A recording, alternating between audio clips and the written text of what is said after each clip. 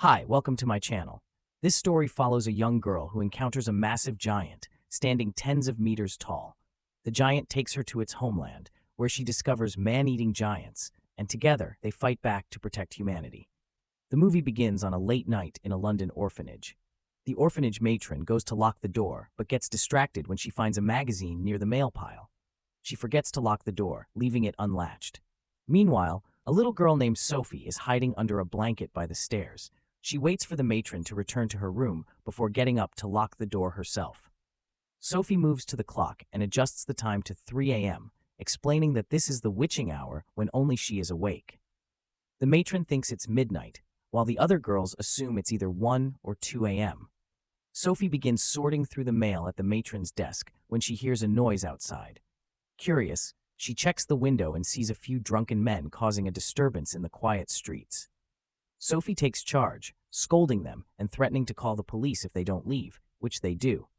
Afterward, she shuts the windows and heads back to her room, unaware of the strange shadow passing by outside. Once in her room, where the other children are sleeping, Sophie hides under her blanket, puts on her glasses, and continues reading her book by flashlight. Suddenly, she hears the matron approaching, so she quickly switches off the light.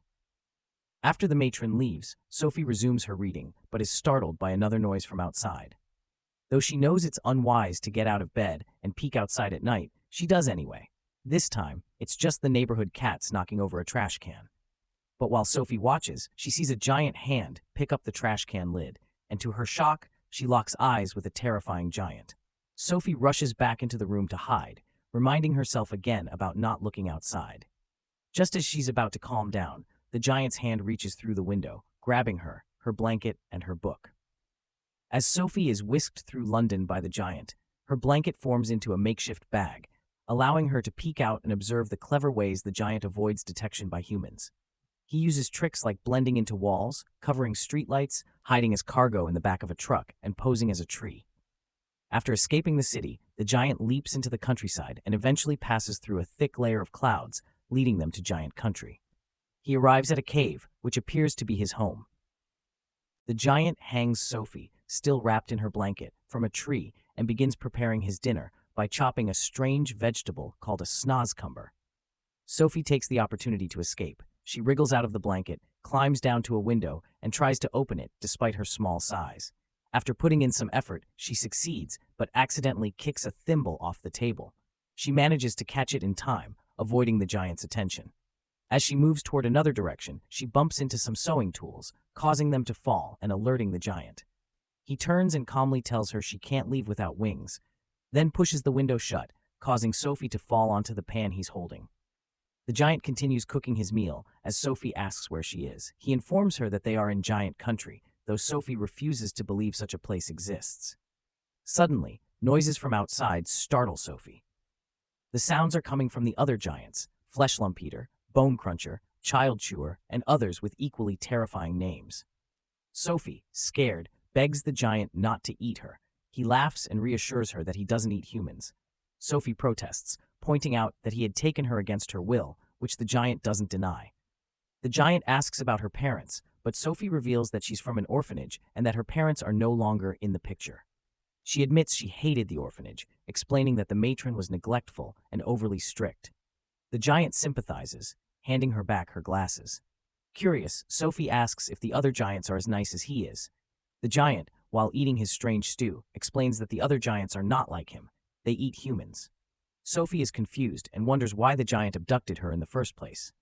The giant, speaking in his quirky broken language, tells her that if he hadn't taken her, she would have told others about him, and eventually, people would capture him and put him in a zoo.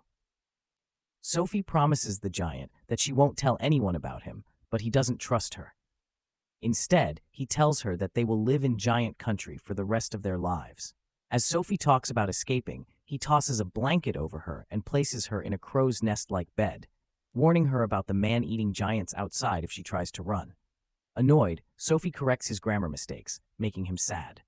She quickly apologizes and notices a glowing object in a container. Curious, she asks what it is, and the giant tells her they are dreams. Sophie mentions that she never dreams because of her insomnia. The giant surprises her by picking up her book and reading it aloud, which shocks Sophie as she didn't expect him to be able to read. As he reads, Sophie drifts off to sleep. Once she's asleep, the giant goes to a room filled with jars containing trapped dreams and starts tinkering with them. Meanwhile, Sophie wakes up to the sound of the giant snoring and tries to sneak out of the cave. She's nearly free when a sleeping giant stops her and tries to eat her. She calls for help from her giant friend, but he closes the door, leaving her to be swallowed by the other giant. Just as things seem hopeless, Sophie wakes up, realizing it was just a dream. She quickly deduces that the giant must have made her dream it, so she tells him he didn't need to make it so terrifying. The giant warns her again about the dangers of being caught by the other giants. As they talk, he grabs a drink called frobscottle, which fizzes in the opposite direction of normal bubbles. Sophie points out that bubbles usually rise, but the giant explains that with frobscottle, the bubbles go down, which avoids burping. Sophie jokes that it would result in worse gas, but the giant insists it symbolizes happiness. He drinks it and releases an explosive fart.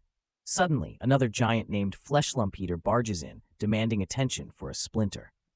As Sophie hides behind the frobscottle, Fleshlumpeater sniffs the air suspiciously and asks if her giant friend has gotten a new pet. Sophie's giant friend distracts him while Sophie hides inside a snozcumber on the table. Fleshlumpeater sniffs around, but gets distracted by the vegetable. As he tries to take a bite, Sophie's legs stick out of the snozcumber. Her giant friend quickly intervenes, saying he prefers humans over vegetables. Fleshlumpeater, frustrated, throws the snozcumber to the ground and attempts to stomp on it, but is distracted again. He eventually leaves, taking the frobscottle with him. Once Fleshlumpeater is gone, Sophie's giant friend picks up the snozcumber and places it back on the table, allowing her to crawl out. He lifts her in his hand, and they head to a secret room where he keeps dreams. After helping Sophie freshen up, he offers her various outfits to choose from. Sophie selects a red jacket, which she reveals was made from the scraps the giant gave her. Though he seems saddened at first, when Sophie asks what's wrong, he brushes it off. The giant gently carries her to a special tree hollow he made for her and tells her that he catches dreams. Sophie asks to join him, but the giant refuses, reminding her once again of the danger posed by the other giants. Sophie insists that staying with him forever might be just as dangerous, but he remains firm in his refusal. After much persuasion, the giant finally agrees to take Sophie with him. As they leave the cave, he warns her they must sneak past the sleeping giants without being seen. However, they are soon caught by Fleshlumpeater, and Sophie falls off, quickly hiding in a nearby car while dropping her blanket. The other giants turn the giant into a football and begin tossing him around.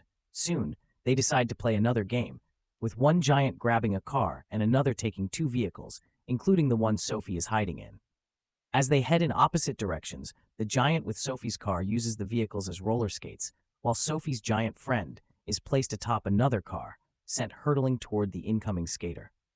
Realizing a crash is imminent, Sophie swerves her vehicle, narrowly avoiding disaster.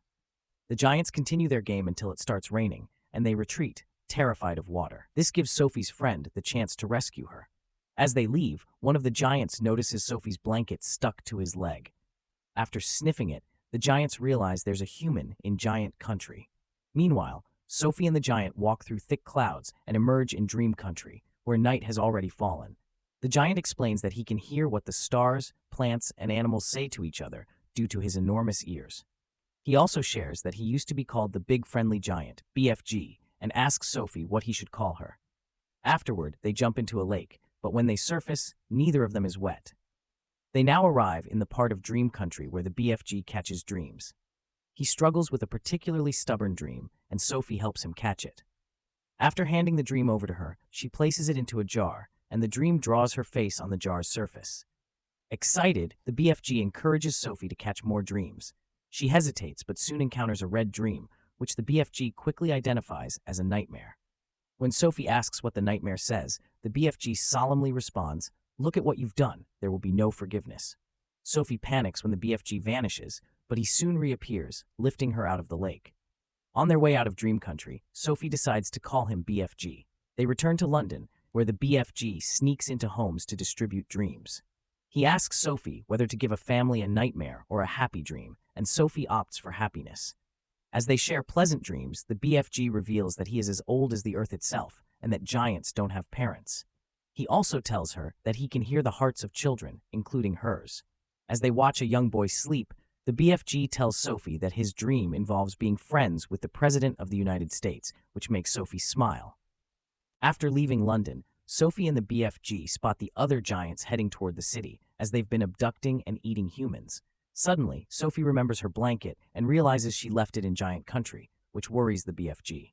The scene then shifts to Sophie waking up in front of the orphanage, realizing she had fallen asleep. She asks the BFG why he gave her a dream, but when he doesn't respond, she screams in panic.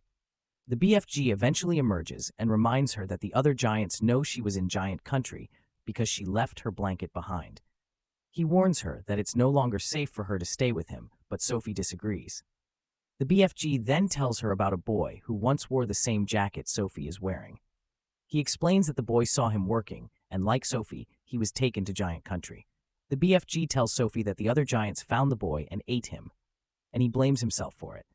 Sophie tries to comfort him, saying she's not afraid, but he doesn't listen and walks away. Back in her room, Sophie remembers that the BFG can hear even the softest of sounds, so she goes out onto the balcony and whispers, feeling his presence. In a bold move, she jumps off the balcony, and the BFG catches her just in time, saving her. They return to giant country, while Fleshlumpeater watches them enter the BFG's home. Sophie tells the BFG that they need to come up with a plan, but they soon hear Fleshlumpeater approaching. He enters, carrying a large umbrella to shield himself from the rain, and Sophie hides. Fleshlumpeater, along with the other giants, shows the BFG Sophie's blanket and makes the others sniff it to track her down. The giants begin destroying the lab in their search for Sophie. The BFG tries to reason with them, reminding them that giants were once peaceful, but Fleshlumpeater dismisses this, saying those days are long gone. As the giants search the lab, Sophie sneaks into a room inside a tree, which once belonged to the boy who had stayed with the BFG. Fleshlumpeater searches the room, but Sophie manages to hide. The BFG, becoming increasingly frustrated, finally musters his courage. He grabs a hot metal rod and charges at the giants. Although Fleshlumpeater wrests the rod from him, the BFG fights back by using a bucket of water to chase the giants out of the lab, calling Fleshlumpeater a disgrace to all giants. While in the boys' room, Sophie spots a picture of the Queen and gets an idea. Meanwhile, the BFG surveys the wrecked lab, and Sophie leaves the room, placing the boy's jacket on the bed. She talks to the BFG, who laments how poorly he speaks, but Sophie assures him that he speaks beautifully, which lifts his spirits. Sophie then tells the BFG she has a plan. They should go to the Queen for help. Together, they gather undamaged dreams and begin crafting one specifically for the Queen. The BFG pulls out a nightmare and mixes it with other dreams, including those Sophie suggests. He even adds parts of himself and Sophie into the dream. Once finished, he places the dream in a jar labeled for the Queen. Sophie explains her plan, describing how she will appear on the Queen's windowsill, and the BFG will introduce himself as her humble servant.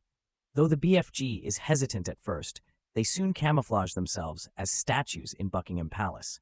Sneaking past a guard, they make their way through the palace, with the BFG using his special hearing to find where the Queen is sleeping. They reach her room, and the BFG opens the window, using his trumpet to blow the dream into the Queen's room. The Queen wakes up in a panic from the nightmare. Her maid, Mary, enters, and the Queen shares her terrifying dream about giants abducting and eating children. Just then, Sophie's voice interjects, reminding the Queen of one of the giants' names from her dream. Mary reads the newspaper and realizes that children have indeed been going missing. Though the Queen is skeptical about giants, she quickly orders Mary to draw the curtains. Mary screams as she opens them, revealing Sophie on the windowsill.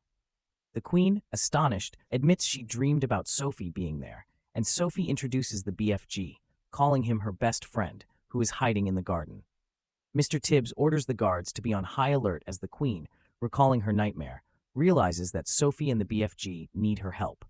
Sophie makes the Queen promise not to harm the BFG and calls out for him, but he hesitates to come forward, causing others to doubt Sophie's story.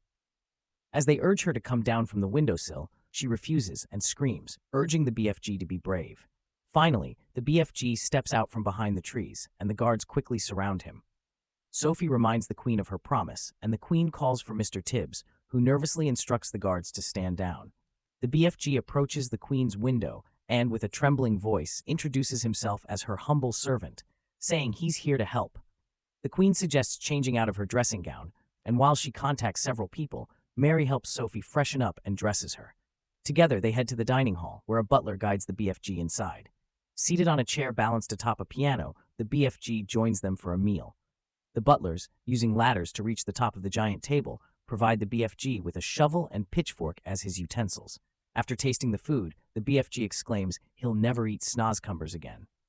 When the butlers serve coffee, the BFG spits it out in disgust and instead offers a bottle of frobscottle as a gift. Mr. Tibbs informs the Queen that the generals have been briefed, and they soon enter the room. The Queen tells them they have only one chance to enter Giant Country. They present a map to the BFG, but he explains that Giant Country isn't on it. He offers them frobscottle to drink. And as bagpipes play, everyone experiences a round of explosive farts. The Queen, standing up, declares that it's time to head to Giant Country. The BFG sprints out of London, followed by several helicopters. As they pass through a cluster of clouds, the helicopter's radars malfunction. Safely making it through, the helicopters wait while the BFG and Sophie return to his house. Sophie asks if the BFG has a plan, and he reveals the nightmare she had caught earlier. He plans to use it on the other giants, explaining that once it works, they will wake up consumed with guilt for all they've done. While sitting outside watching the sleeping giants, Sophie sees her dream in a jar labeled with Heart's Desire. She asks about her future, and the BFG tells her that her life will be filled with much success and a little despair, but she will always be remembered for her good deeds. He then explains that she will wake up, but not in Giant Country, because she still has more dreams to catch. Sophie asks if he'll still be able to hear her, and he reassures her with a reminder of his giant ears. Holding his pinky, she tells him it's time. The BFG realizes he left his trumpet in the palace, so Sophie takes the nightmare and runs to the sleeping giants. As she tries to open the jar, Fleshlumpeater wakes up. Sophie breaks the jar, releasing the nightmares into the giants, causing them to panic as they wake. Fleshlumpeater resists the nightmare and tries to attack Sophie, but the BFG intervenes. Fleshlumpeater grabs the BFG, but the army arrives just in time. The giants are captured while Sophie dodges their attacks, and the BFG manages to save her as Fleshlumpeater is taken away. Sophie narrates how the giants are banished to a distant island, where they are dropped into the water just before reaching the shore. They are left with only snozcumbers and seeds to eat, and Sophie remarks that they'll have to get used to it. In the end, Sophie is adopted by Mary. One morning, she wakes up and shares a dream in which she saw the BFG leaping away. She describes his beautiful garden and how he now cooks better stew in his home. Whenever she feels lonely, she talks to him, knowing that he's always listening. She then says good morning to him, and in his house far away, the BFG hears her and smiles. The end.